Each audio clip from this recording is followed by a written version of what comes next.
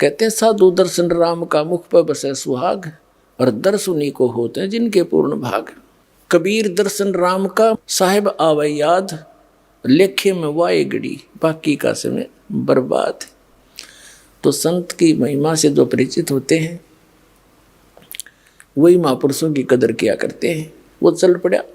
उधर से गरीबदास जी किसान थे, खेतों में सैर सपट्टे को घूमने जाते थे और पशुओं के लिए चारा काट के और ज्वार वगैरह अपने सिर पर ऐसे रख के लाते थे। बरोटा कहते हैं हमारी तरफ।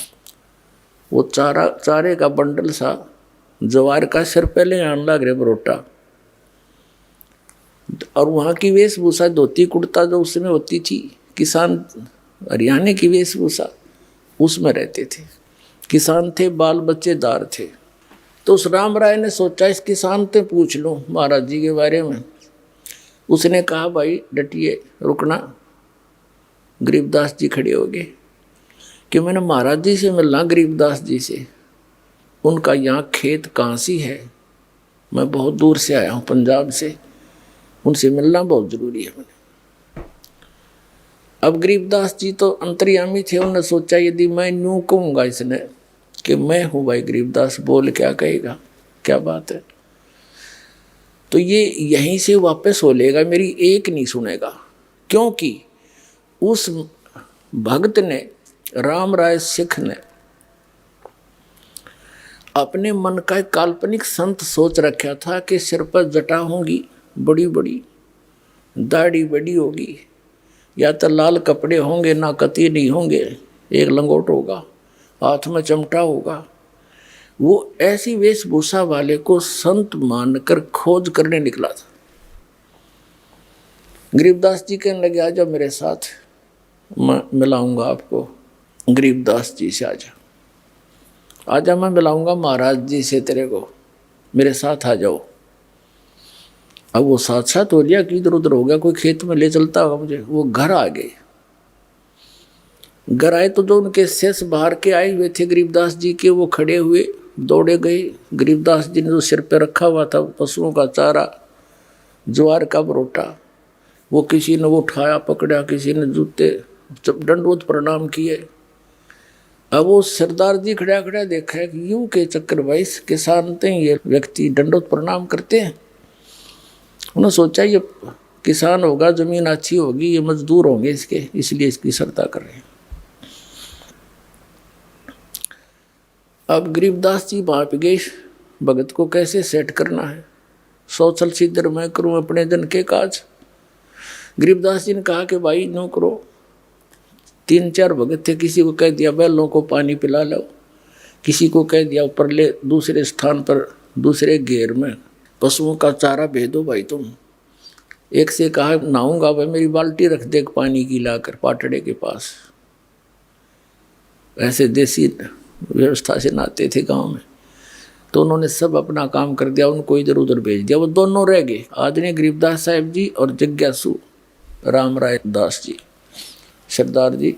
वो क्या सोच रहा था कि मैं अच्छा मूर्ख भाई, देख 250 किलोमीटर आ गया, अरे यू संत बतावें। उनसे पूछा भाई यू कौन है। उन्होंने कहा ये तो है गरीबदास जी। वो उनके चेले चाले थे, फिर वो चले गए। उसके मन में उथल पुथल होगी कि देख कितना मूर्ख मैं, ना कोई पूरा जानकारी ली है। यूँ तो मेरे जैसा किसान जमींदार ये है, और किताब देख खोदा पहाड़ निकली चुईया, वह भी मरी हुई। अपनी सोच से वो ऐसा सोच रहा था कि मैं तो गलत आ गया, ये महात्मा है, इधर किसान आदमी है कि। अब गरीबदास जी जान रहे थे भगत का के समस्या आ गई है, उसको सेट भी करनी थी। उनको कहा कि बैठ जाओ भगत जी। सामने चारपाई पर संकेत कर दिया, वो बैठ गया। बैठे ही और कि अगर भूखा मेरा रोटी तो खाऊंगा, और नहीं तो ये सोच कर बैठ गया, फिर चलेंगे। बात तो बिगड़े गई। अब वो नहा रहे थे। गरीबदास जी स्नान करके, पहले एक धोती होती थी, अब भी है गाँव में, जैसे भगत यहाँ बांधते हैं धोती हमारे हरियाणा के, उसको धोती बोलते हैं। और उसी का एक हिस्सा होता है जिसको एज ए बेल्ट बांध लेते हैं, उसी के हिस्से को जुड़े जुड़ाए को ऐसे गोड़ गोड़ करके ऊपर का बांध लेते हैं। उसने हड़बंद बोल रहे, हड़बंद। गरीबदास जी जब नहा लिए, धोती लपेट ली, और वो धोती का शेष ऐसा एज ए बेल्ट बांधना होता है, उससे कहने लगा कि भाई राम राय ये झुमकरा।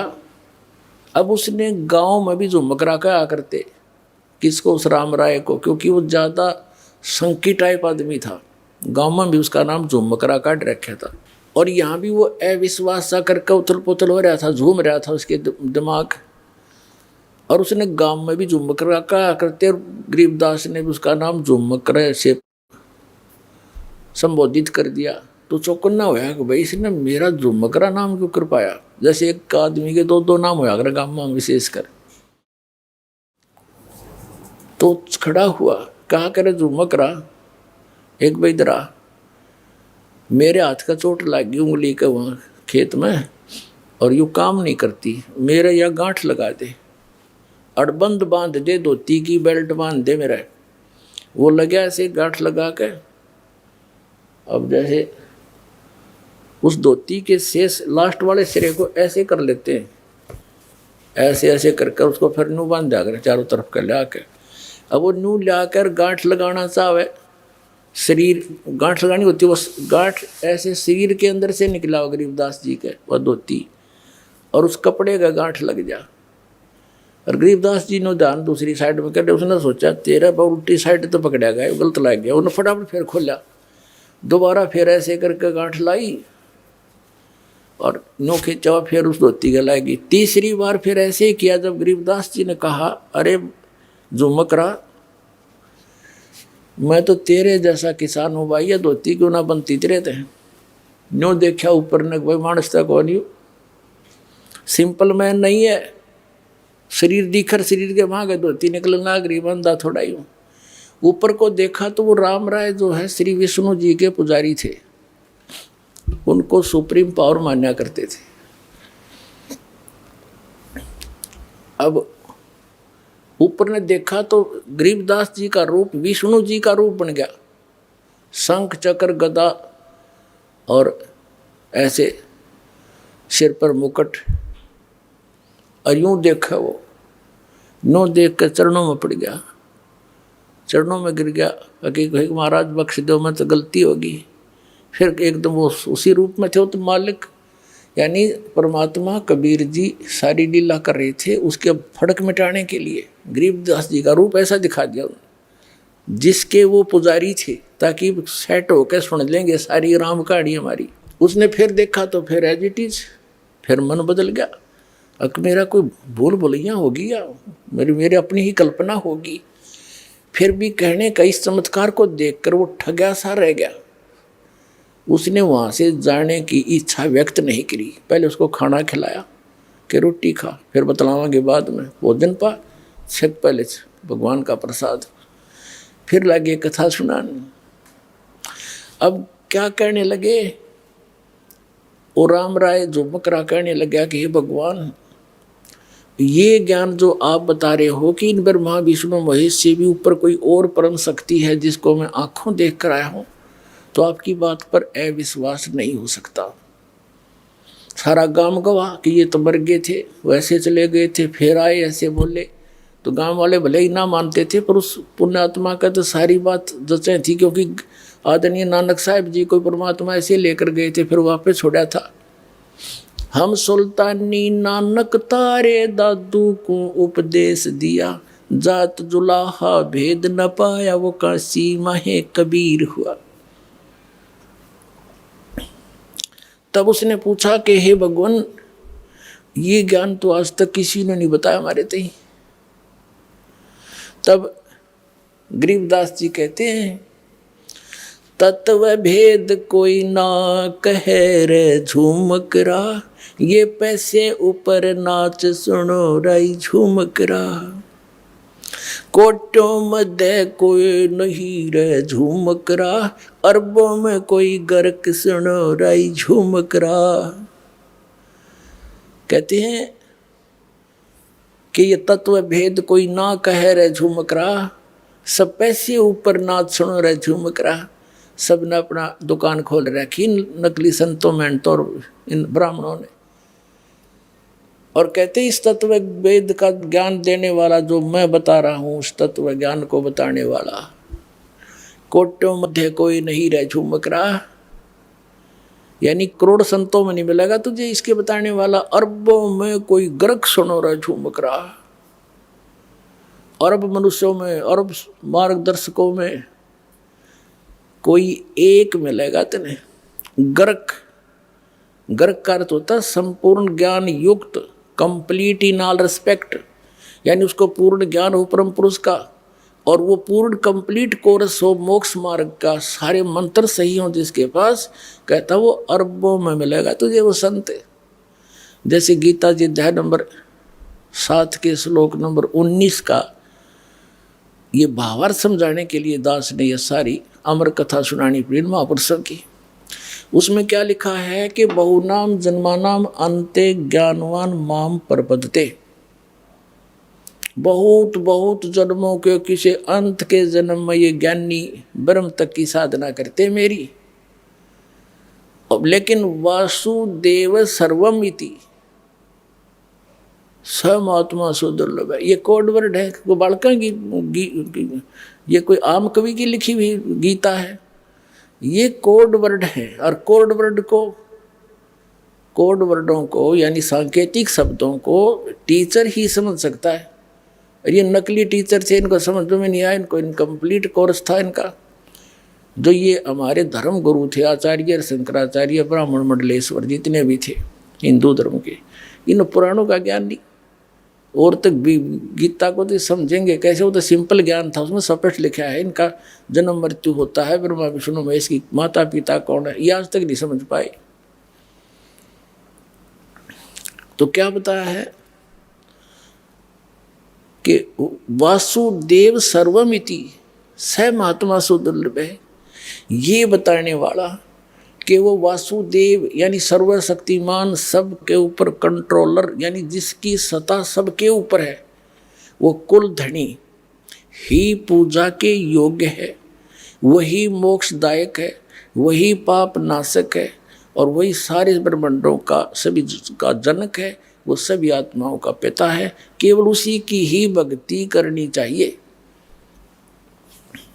ये बताने वाला संत महात्मा तो बड़ी मुश्किल से मिलेगा अर्जुन। तो यहाँ गरीबदास जी भी वही कह रहे हैं, कोटों मध्य कोई नहीं रे झूमक रहा, अरबों में कोई गर्क सुन रही झूमक रहा, तत्व भेद कोई ना कहे रे झूमक रहा, ये पैसे ऊपर नाच सुनो रही झूमक रहा। एक समय गांव में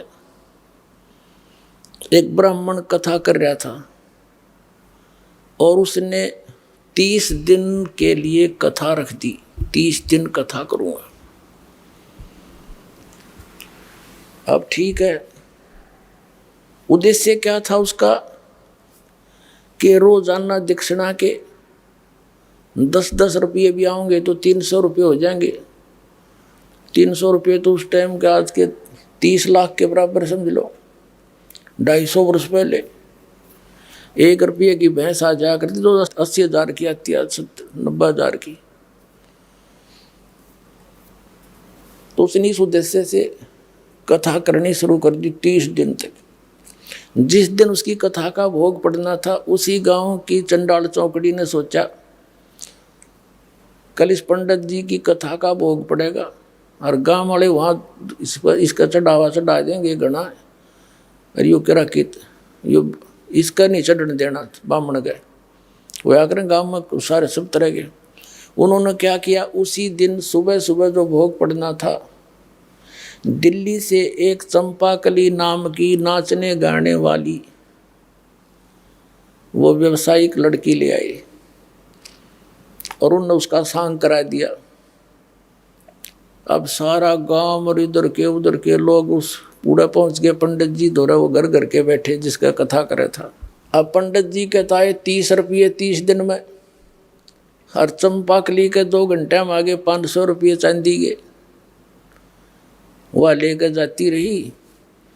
और पंडित जी ने पता लगा, उसका तो सारा खून जल गया, उठ कर चाल पड़ा। वो गाय लेकर 30 रुपये गोज में जेब में। अब वो चला जा रहा था, उसको पता था कि यहाँ एक गरीबदास नाम के संत हैं, वो उसके रास्ते में आवे था, घर जाने के रास्ते में छुटानी गांव पड़े था। उन्होंने सोचा चल महाराज जी दौरे बैठा, थोड़ी बहुत बतलावांगे, देखी किसी दुनिया होगी। वो नो बतान गया था। अब गरीबदास जी बैठे थे, 5-4 भगत बैठे थे उनके घर में, यानी उसके बैठक में। पंडित जी आ गया, आओ पंडित जी, आओ पंडित जी। क्यों वेशभूषा उनकी का पता है होता, लंबी चोटी, गलमा गोछा लाल लाल सा, तिलक साला रखा, काख में पोथी दे रखी, आदर से चारपाई दी, बैठ गए। और न्यों करे महाराज सुनाओ क्या हाल है। महाराज जी सुनाओ। पंडित जी गरीबदास जी बोले महाराज के बताओ, बस दुनिया का तो नाश जा लिया, या तो डूबेगी कति, हद होगी, फलान होगी। काफ़ी देर न्यू बोलता रहा, पर न्यू ना बतावा कहानी के है। तब गरीबदास जी के शिष्य बैठे थे, वो कहने लगे महाराज जी पंडित जी के में गणाए दुखी हो रहा है, ऐसी क्या बात होगी इसके साथ, बता भी नहीं रहा, आंसू आ भी नहीं रही, कसर भी नहीं रह रही। तब गरीबदास जी ने कहा था कि भाई फूटी ज्ञान विवेक की, ये अंधा है जगदीश, और भाई चंपा कली के 5 से हरीश मनीराम के 30, रोड़ा यू है इनका। वो मनीराम पंडित जी था। अब उसने गरीबदास जी ने बता दिया कि भाई चंपा कली का तो 500 रुपये आ गए। हरीश पंडित जी ने 30 दिन तक कथा करी, इसका 30 रुपये आए। यो उसका दुख मान रहा है। तब पंडित जी कहने लगे महाराज आपने क्यों कर पता लगा, कैसे पता लगा। गरीबदास जी बोले इस बात ने छोड़, मुझे कैसे पता चला, पर एक बात सुने। तो आप उस गांव के लोगों को और चंपाकली को उलाहना दे रहे हो कि उस वहाँ ऐसा कर दिया, वहाँ पैसे के लूट लेगी, और तू क्या कर रहा था वहाँ पर। आप किस उद्देश्य से कथा कर रहे थे।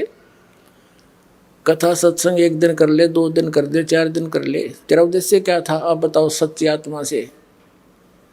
उद्देश्य यही था कि 30 दिन में कम से कम 300 रुपये तावेंगे। एक बात बता पंडित जी, गरीबदास साहब बताने लगे उनका, जिस समय राजा परीक्षित को 7वें दिन सर्प ने डसना था,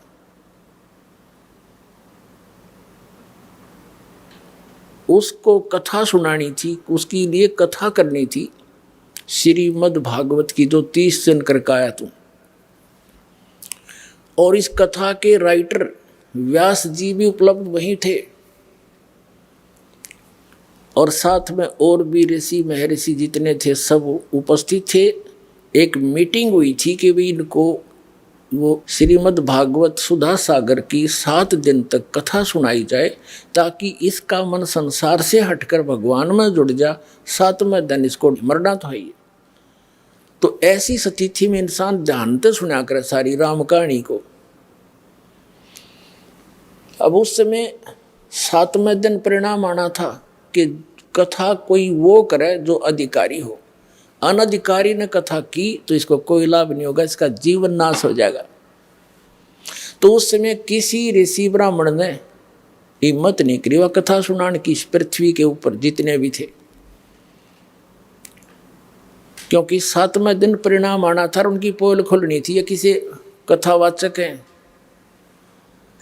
तब कहते हैं स्वर्ग से सुखदेव ऋषि को बुलाया गया, जो व्यास का पुत्र था। पांडवों ने उसको प्रार्थना करके नीचे भेजा, और राजा परीक्षित के पुनों से वो विमान में बैठ कर आया। सुखदेव ऋषि स्वर्ग से विमान में बैठ कर आया और 7 दिन कथा सुनाई। 7 दिन कथा सुना के उस अधिकारी से कथा श्रवण करने से उस जो लाभ होना था इस श्रीमद् भागवत सुधा सागर से, वो भी सुखदेव के द्वारा सुनाएगी, कथा कीगी। उस कथा से वह तुम्हारे जैसों से नहीं हो सकता था।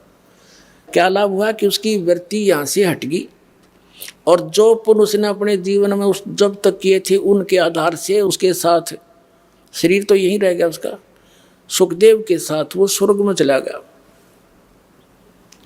और इतना भी काम तुम कोई वो ऋषि नहीं कर सके, आपके जितने भी ब्राह्मण थे। और तम इब का आँख में पोती दे के कोई खड़ा हो जाता है, मैं तो कथा कर दूंगा, तुम इनका जीवन नाश कर रहे हो, तुम अधिकारी हो। अब कान पकड़ दिया उस पंडित जी ने, नाक रगड़ दिया परमात्मा के सामने चरणों में कि भगवान मेरी आँख खोल दिया आपने, दीक्षा दे दो, मेरा कल्याण कर दो।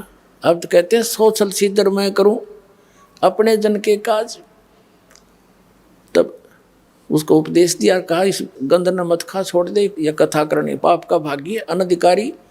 अब कोई झूठे लाइसेंस बनाता है, कोई डुप्लीकेट पासपोर्ट बनाता है झूठे, तो कितना अपराधी है वो। तो इसी प्रकार हमने जाना सतलोक ये नकली सब संत बने बैठे, मैं भी नाम दे दूं, मैं भी नाम दे दूं, मैं भी कथा कर दूं, पाठ कर देता हूं। तो ये टोटली नकली है। इस विश्व में इस दास के अतिरिक्त कोई भी अधिकारी नहीं आज भगवान के ज्ञान बताने का और नाम देने का।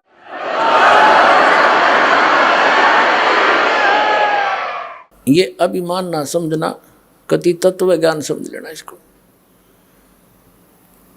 अपने आत्माओं जो प्रसंग चला था कि यहां प्राणी कितने दुखी हैं और हम अपने बच्चों को शिक्षा किस लिए देते हैं कि ये पढ़कर शिक्षा की महिमा से परिचित हुए तो आज उस सत्र का लाभ हमारे बच्चे प्राप्त कर रहे हैं। अब ठीक इसी प्रकार जिस समय श्रीमद् भगवत गीता अध्याय नंबर 7 के श्लोक नंबर 29 में क्या कहा है कि अर्जुन जरा मरण मोक्षाय माम आश्रित यतन्ति ये ते ब्रह्म तत्विदु कर्षणम अध्यात्म अखिलम च कर्मम। वो क्या कहता है गीता ज्ञानदाता कि मेरे इस ज्ञान का आश्रय करके कि तत्वदर्शी संत की खोज करो और वो तत्वदर्शी संत उस ज्ञान को, उस तत्व ज्ञान को बताएगा जो परमात्मा ने स्वयं आकर वो वाणी बोली है। तो उस तत्वदर्शी संत से मिलने के पश्चात जो जरा और मरण से यानी वृद्ध अवस्था और मृत्यु से छूटने के मोक्ष के लिए यानी इससे बचने के लिए यानी पूर्ण मोक्ष प्राप्ति करने के लिए जो प्रयत्न करते हैं ते ब्रह्म तत्व विदु, वे उस तत्ब्रह्म को और कृष्णम अध्यात्म अखिलम च कर्मम, वो सारे अध्यात्म को और सभी कर्मों से परिचित है। अपने आत्माओं दास आपको वो अमर कथा सुना करके उस सतलोक की यथा सतिथि बता करके और कई महापुरुषों के प्रमाण दे करके ये सिद्ध करना चाहता है कि आपका हृदय यहाँ से हटे, ये लोग ठीक नहीं, यहाँ आप रह नहीं सकते से कितना कोशिश कर लेना। एक व्यक्ति कह रहा था मेरा लड़का बीमार हो गया, 3.5 लाख रुपये लगाए, दोनों गुर्दे खराब हो गए, जान बच गई, खुशी बनाई, विवाह रख दिया। विवाह से 2 दिन पहले बस एक्सीडेंट में मर गया। बता, जिसके लिए सारे पाप कट्ठे कर्म कट्ठे करे थे, धन जोड़ा था, वो धन भी गया और पुत्र भी गया, और आप भी 92 हो गया मरना। तो इसे गंदे लोक में और आप कभी खुश हुए बैठे हो, यहीं पर स्थिर हुए बैठे हो। ये लोक रहने का नहीं है। अब तक ना ज्ञान था, मजबूरी थी, कोई बतानिया नहीं था, बताओ थे नकली थे, सट्टे मारे थे, इनके पास समाधान नहीं था। तो अब आपने कमर कसनी पड़ेगी। ठीक है, जब तक आप यहाँ रहोगे आपके साथ परमात्मा रहेगा, आपका आँच नहीं आने देगा, तो सच्चे दिल से इसकी शरण में रहोगे। तो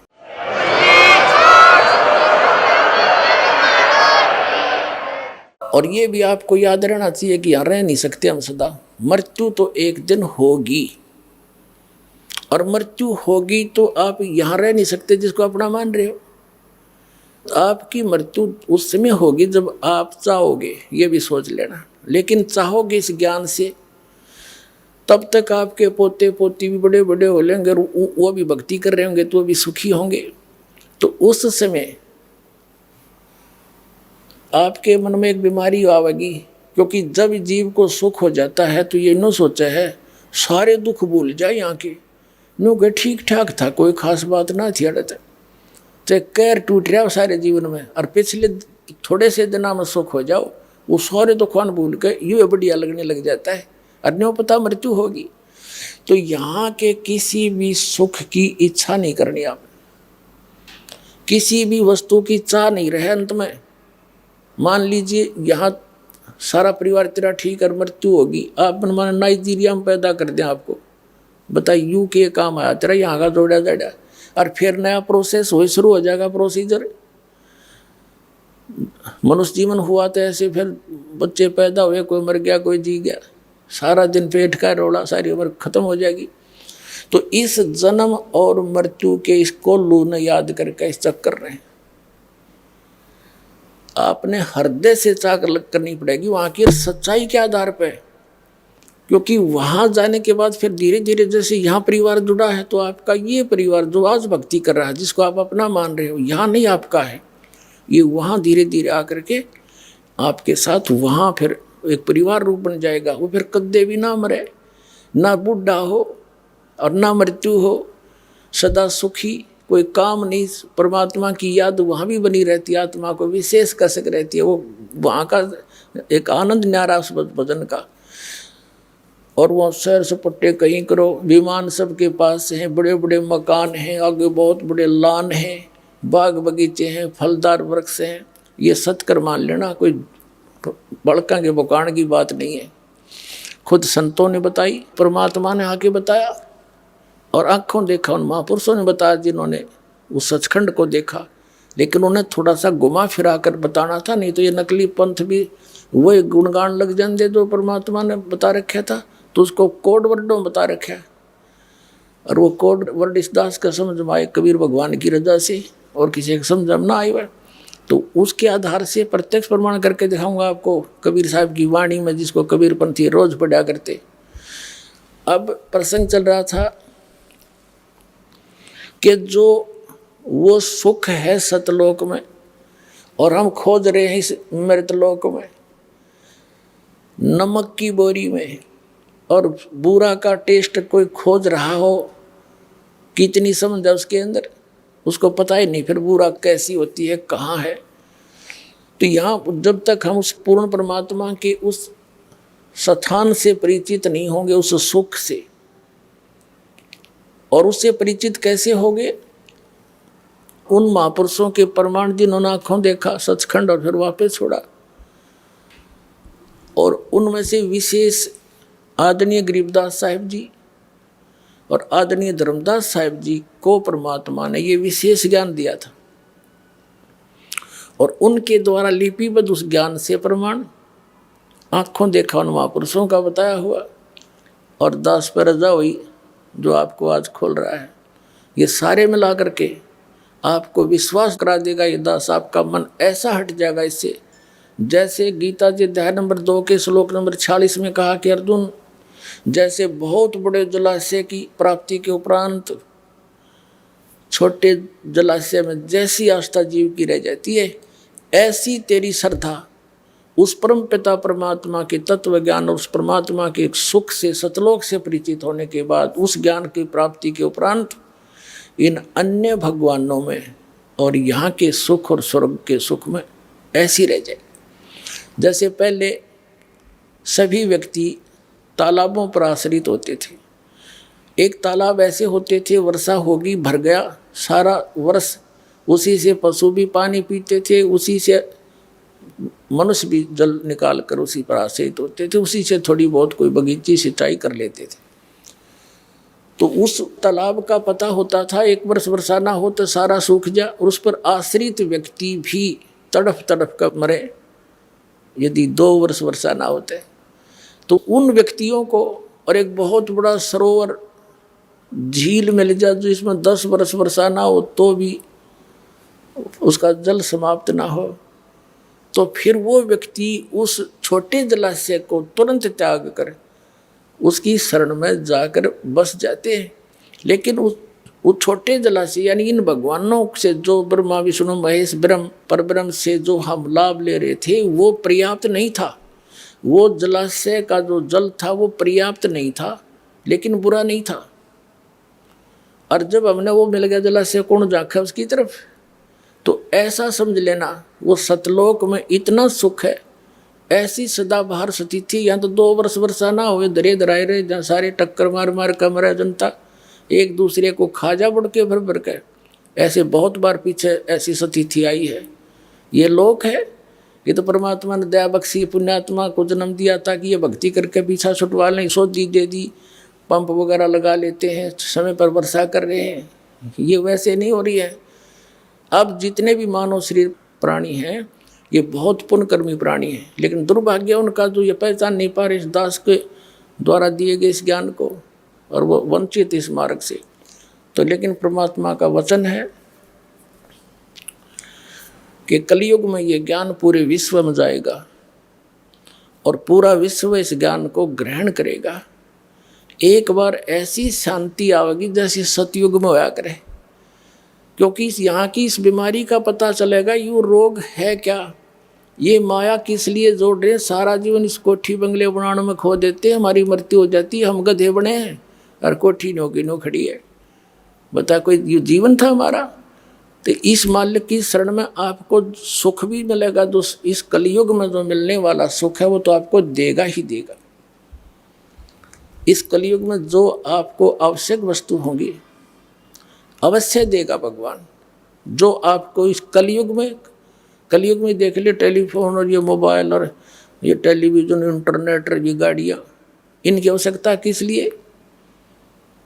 इसकी आवश्यकता अब हमें इसलिए होगी कि हम भगवान की वचन सुना करेंगे। जेब में मोबाइल डाल लिया और मंत्र चल रहे हैं, परमात्मा का सत्संग चल रहा है, जा रहे हैं, कान में लीड ला ली, दूसरे नहीं पता क्या सुन रहा है। और पहले इन्हीं का दुरुपयोग करने के लिए काल ने प्रेरणा कर दी, इसी में फिल्में भर दी हैं, बकवाद भर दी। वो हम पास आउट कर देंगे कति, केवल इसके अंदर गाने रहेंगे। और एक दिन वो दिन आएगा पूरे मीडिया के अंदर परमात्मा का ज्ञान चला करेगा, नहीं जनता स्वीकार नहीं करेगी। ये सत्कर मान लेना।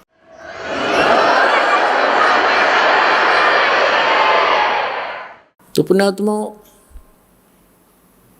इस झूठे सुख को सुख कहे ये मान रहा मनमोद, ये सकल चबीना काल का कुछ मुख में कुछ गोथ। तो परमात्मा कहते हैं मन तू सुख के सागर बसरे और न ऐसा यसरे, चल हंसा सतलोक हमारे, छोड़ो यो संसारा हो। इस संसार का काल है राजा, इन माया जाल पसारा हो। एक लोक अपनी महिमा आप बता रहे हैं कि सबके पार एक और परमात्मा है, वहाँ स्थान है जो सबका सिरजनहारा हो।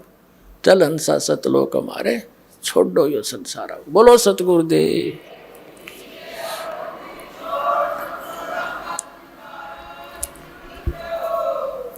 ब्रह्म पिता परमात्मा पूर्ण ब्रह्म सर्व सृष्टि रचनार कबीर परमेश्वर जी की असीम कृपा से आप पुण्यात्माएं सत्संग सुनने के लिए उपस्थित हुए। भक्ति मुक्ति के दाता सतगुरु भटकत प्राण फिरंदा, उस साहिब के हुक्म बिना नहीं तरवर पात हिलंदा। परम पिता परमात्मा कबीर जी ये हम सभी आत्माओं के जनक हैं और ये हमें संदेश देने के लिए यहाँ आते हैं, ये ज्ञान कराने के लिए इस काल के लोक में सह शरीर आते हैं और सह शरीर चले जाते हैं। हमें याद दिलाते हैं कि आप यहाँ के निवासी नहीं हो, आप यहाँ कितनी यातनाएं सहन कर रहे हो।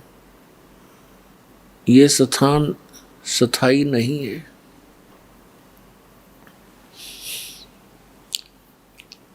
क्या बताते हैं, चारों युग में संत पुकारे, कूक कहा हम हेल रे, हीरे माणिक मोती बरसे, ये जग चुगता ढेल रे। क्या बताते हैं कबीर परमात्मा जी के चारों युग में मुझसे परिचित मेरे संतों ने उस यथार्थ भक्ति मार्ग का ऊंचे स्वर में आवाज लगा लगा कर ज्ञान कराना चाहा, लेकिन ये संसार उस यथार्थ ज्ञान रूपी यानी पूर्ण मोक्ष की विधि रूपी जो मोती हैं उनको ना स्वीकार करके शास्त्र विरुद्ध साधना करके मोतियों के स्थान पर कंकर इकट्ठे कर रहा है, अर्थात मोक्ष प्राप्त ना करके यहीं के काल के इस लोक में, इससे दूसरे स्वर्ग लोक में, इससे तीसरे पाताल लोक में और फिर ब्रह्म लोक में, इन्हीं में जन्म और मरण के चक्कर में गिरकर महान कष्ट उठा रहा है। चारों युग में संत पुकारे और कूक कहा हम हेल रे, हीरे माणिक मोती बरसे, ये जग चुगता ढेल रे। ये संसार डड़े इकट्ठे कर रहा है। पहले तो यहाँ देखिएगा, मनुष्य जीवन का जो उद्देश्य है उसको भूलकर प्राणी यहाँ की व्यवस्था में ही सारा जीवन नष्ट कर देता है। ये मानव प्रत्येक प्राणी के अंदर एक ऐसी धारणा बनी हुई है कि मैं बहुत बड़ा धनी बनूं, मेरे पास बढ़िया कोठी हो और कार हो तो और अच्छा हो जाए।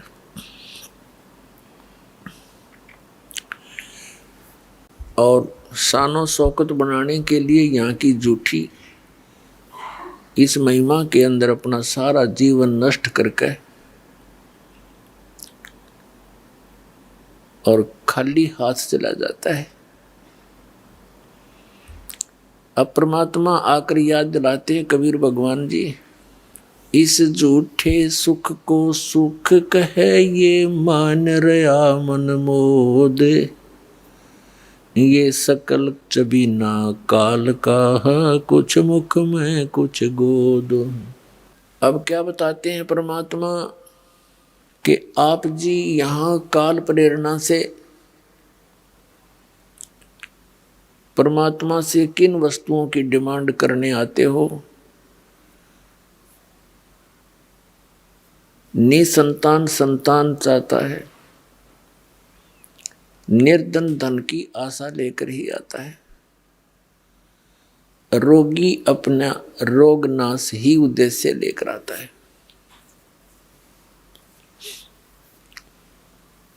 और कुछ एक प्राणी ऐसे भी हैं जो परमात्मा प्राप्ति के लिए ही आते हैं।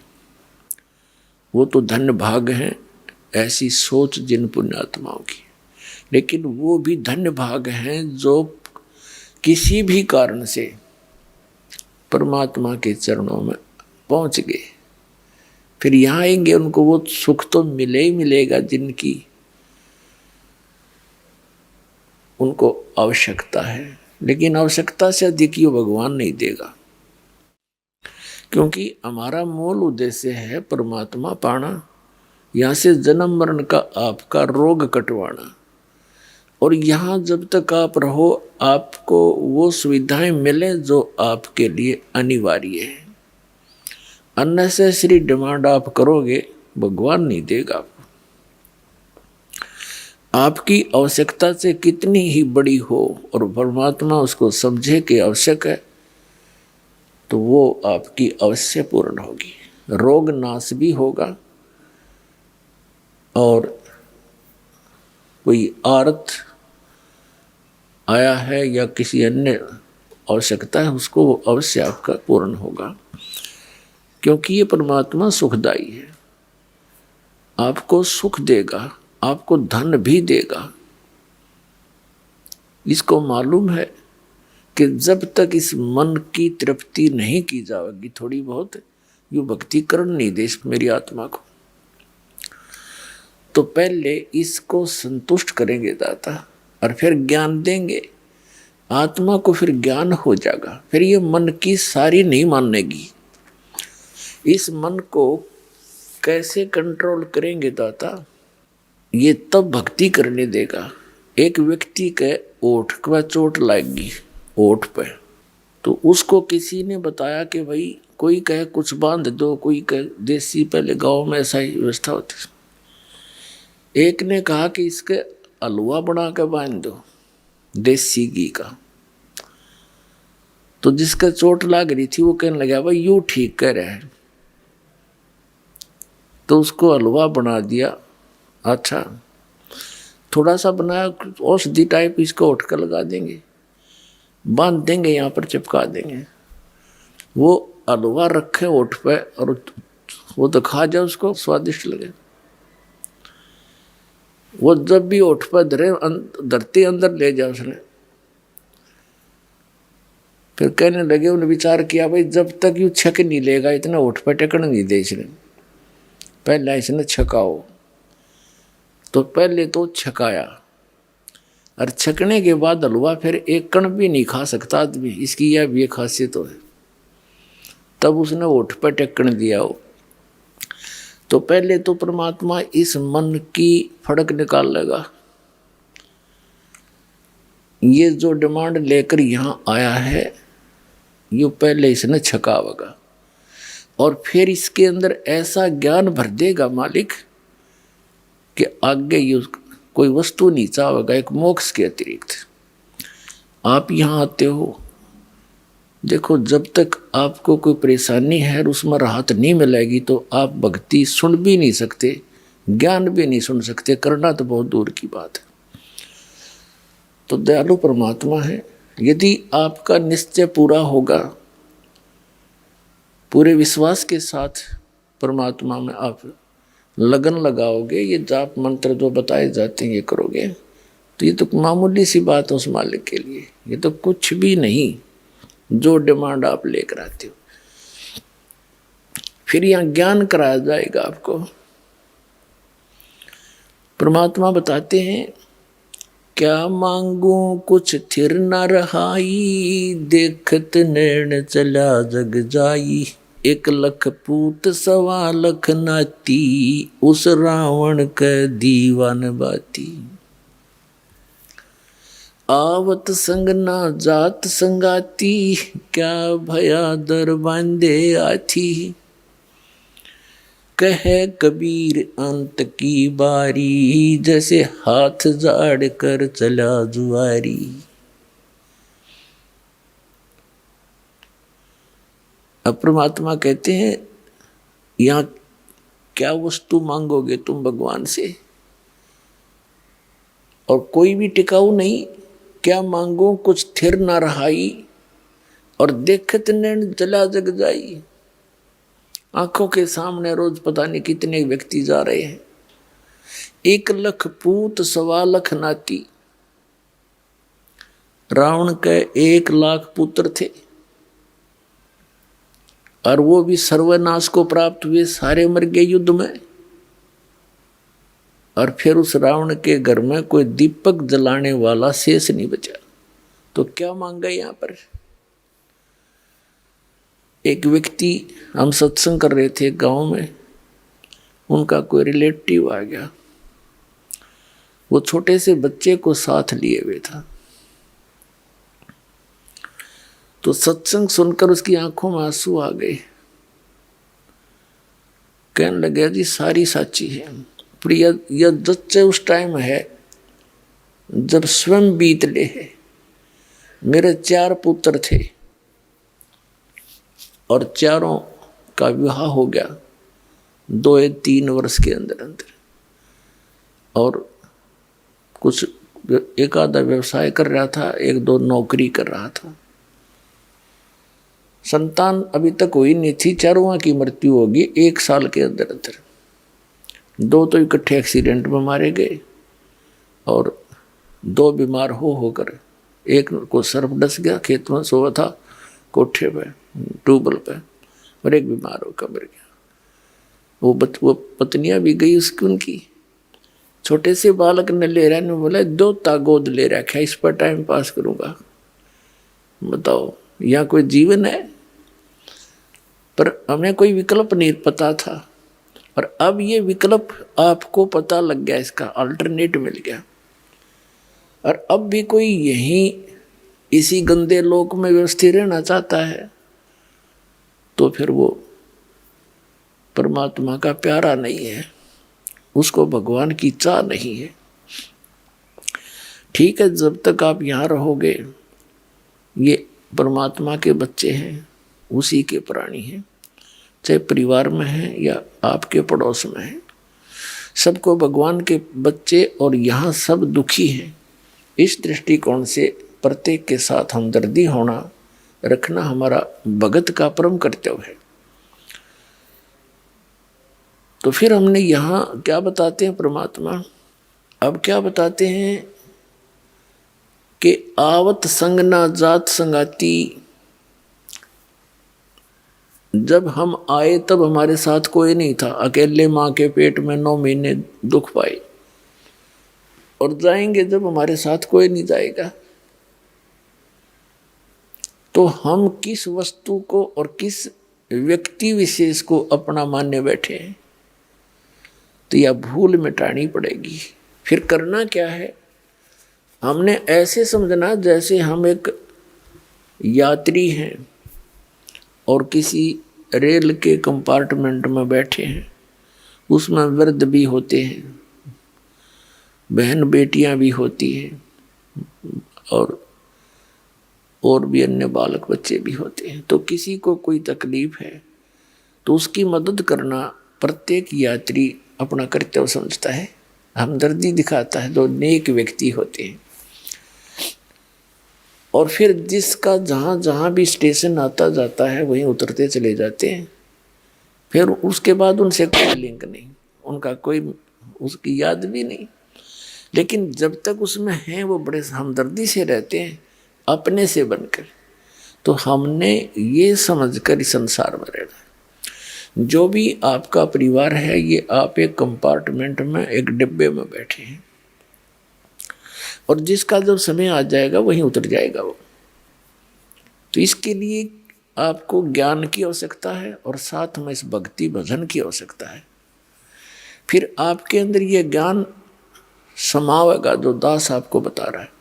अन्यथा ये ज्ञान हमने 100 बार सुन लिया, काना पे घटाड़ दे जाकर, फिर वही एज इट इज ही हमारी व्यवस्था बनी रहती है। तो इस ज्ञान से और इस भगवान की भक्ति से आत्मा में दृढ़ता आती है। तो क्या बताते हैं परमात्मा कि क्या मांगो कुछ स्थिर न रहाई, देखत नैन चला जग जाई, 1 लाख पूत 1.25 लाख नाती, और उस रावण के आज दीवा नबाती। फिर क्या बताते हैं, आवत संग ना जात संगाती, क्या भया दर बांधे हाथी।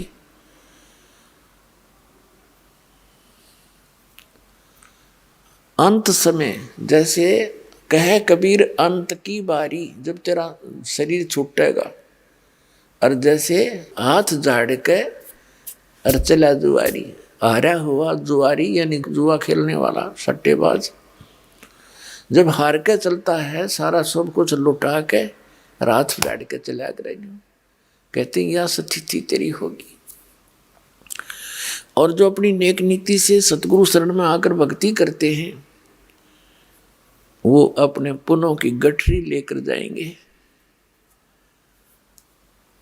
तो क्या बताते हैं परमात्मा, परमात्मा प्राप्ति के लिए अर्थात सतलोक जाने के लिए, जन्म और मृत्यु का रोग कटाने के लिए हमें सबसे पहले गुरु की आवश्यकता होती है। और गुरु कैसा हो, उसके लक्षण क्या हैं, सतगुरु कैसा हो, तो वो गुरु वो होता है, कहते हैं सतगुरु के लक्षण कहूं, मधुरे बैन विनोद, 4 वेद 6 शास्त्र वो कहे 18 बोध।